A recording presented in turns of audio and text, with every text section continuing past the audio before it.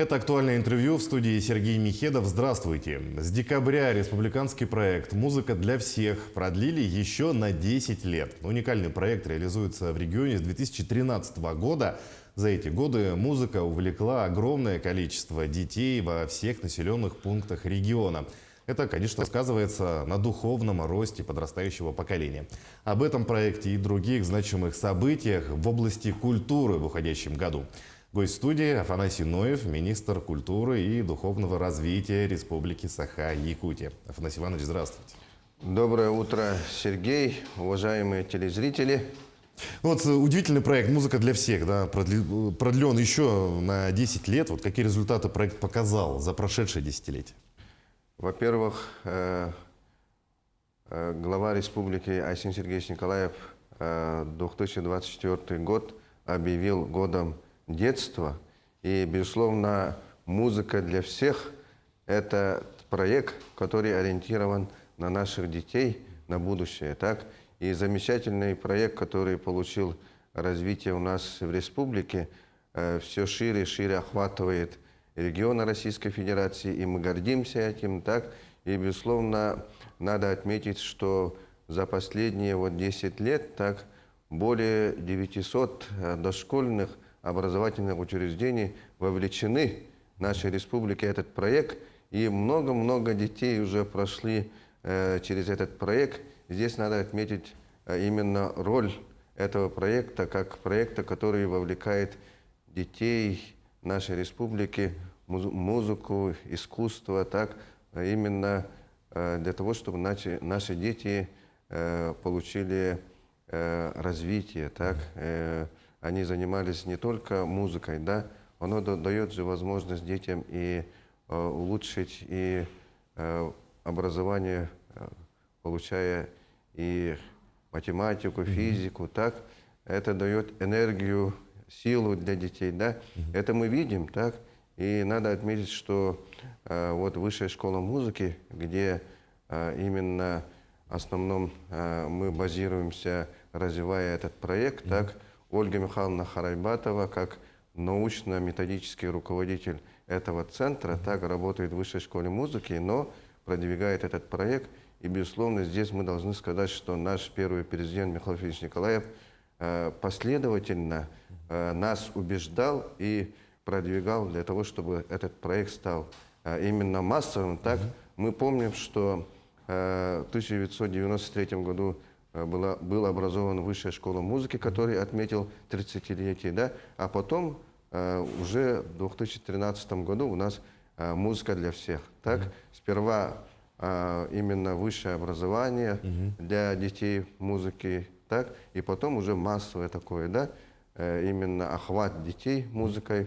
И здесь надо сказать, что мы продолжаем лучшие традиции музыкального образования в России. Об этом отмечают многие ведущие ученые, искусствоведы России, так, потому что действительно даже взять историю Мариинского института, так, который еще в царское время отмечал, что надо с детьми в первую очередь с малых лет заниматься музыкой, тогда будет умственное развитие ребенка, так, который даст потом плоды для того, чтобы дети развивались по многим наукам, так. Это доказывает наши преподаватели. Вот Наталья Львовна Габушева, которая занималась и занимается детьми фортепиано, да, у нас есть выпускники, которые занимались фортепиано, потом получили уже образование по другим предметам и стали, например, 3 выпускника,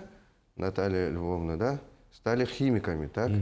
И поэтому здесь, например, Артем Васильев, так, он сейчас учится на химиков в Корее. Так?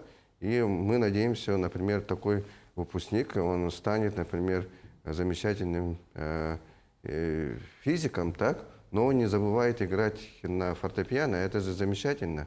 Поэтому мы вот продолжили при поддержке главы республики, правительства, второе десятилетие именно такого проекта для «Музыка для всех», который охватывает все районы нашей республики. И наша задача, чтобы больше именно преподавание было, час преподавания в школах для детей музыкой. С 1 часа там мы увеличили 2, и 3 часа хотим, чтобы в всех школах республики увеличили именно такое образование. Это даст плоды, потому что дети – это наше будущее. Мгм. Ну вот какие значимые, может быть, юбилейные даты, да, отметило Министерство культуры в уходящем году? Ну, мы отметили, во-первых, 70-летие создания государственного органа управления культурой республики. Так, здесь надо сказать, что у нас первым руководителем, министром был Попов Герасим Васильевич, который именно стоял у истоков так, создания такого органа. Так, и последующие года у нас, безусловно, на протяжении многих десятилетий это становилось. И сейчас во всех наслегах у нас есть клубы, во всех районах есть управление культуры. Так, более 10 тысяч человек работает в сфере культуры. Так, а над этим надо управлять. Поэтому мы, министерство, отметили 70-летие образования Министерства культуры. Здесь надо отметить, что именно начиная от избы читальни, так, на слегах начали создаваться именно учреждения, которые сейчас называются учреждениями культуры. Так. Здесь много историй, много этапов, и мы являемся одним из больших по масштабу регионов, так, и по масштабу охвата именно работникам культуры. Этим мы гордимся и будем дальше работать и развивать нашу культуру и искусство, вдохновляя людей именно духовностью, нравственностью нашей республики и в России. Ну вот, кстати, министр культуры России, да, Ольга Любимова на недавней встрече с вами выразила поддержку инициатив региона по развитию именно кинопроизводства. Вот какие договоренности достигнуты и о чем говорили с министром Российской Федерации? Ну, во-первых, мы говорим большое спасибо Министерству культуры Российской Федерации, нашим коллегам. Да, действительно, 11 декабря Ольга Борисовна приняла. И, во-первых, наши коллеги, министр, подчеркнули о роли именно якутского кино, развития киноиндустрии в России последние годы, что у нас есть замечательные режиссеры, артисты, которые продвигают кино не только в России, но и за рубежом. И в первую очередь Ольга Борисовна отметила, что министерство поддерживает нашу творческую молодежь, творческих людей. Это нас вдохновляет, да, и поддержали проведение у нас в республике кинофестиваля, так, «Желанный берег», который мы будем организовывать совместно с Министерством культуры Российской Федерации в следующем году. Так, и второе, Ольга Борисовна поддержала гастроли наших театров, так, которые в этом году были. Так, например, наш русский театр выезжал в Благовещенск, а Благовещенска к нам приезжали, так, именно Амурской области, так. А потом наш Сахатеатр выезжал в Хабаровск, Бурятию, да, а с Бурятии к нам приезжал театр, да. Вот это продолжится, да, и, безусловно, мы хотели бы, чтобы наш театр оперы и балета показал Нюргун-Батур в Москве, Санкт-Петербурге, в Великом Новгороде, да. И, конечно, по программе мы планируем еще выезды за пределы Российской Федерации, в Казахстан, поэтому наше министерство это поддерживает, и это нас вселяет надежду, чтобы сделать еще лучшие проекты. Так? И потом, конечно, Ольга Борисовна подчеркнула, что министерство поддерживает строительство высшей школы музыки. Так? Это тоже вот высшая школа музыки, музыка для всех, это все последовательно. И она подчеркнула, что действительно у нас ведется очень целенаправленная, системная, фундаментальная работа именно по поддержке одаренных, талантливых детей, начиная с музыки и заканчивая сейчас вот кинопроизводством, киноиндустрией. Так? Поэтому мы в одной волне, в одном направлении с Министерством культуры Российской Федерации именно реализуем духовно-нравственные ориентиры, которые должны быть у каждого человека в жизни и в нашей России.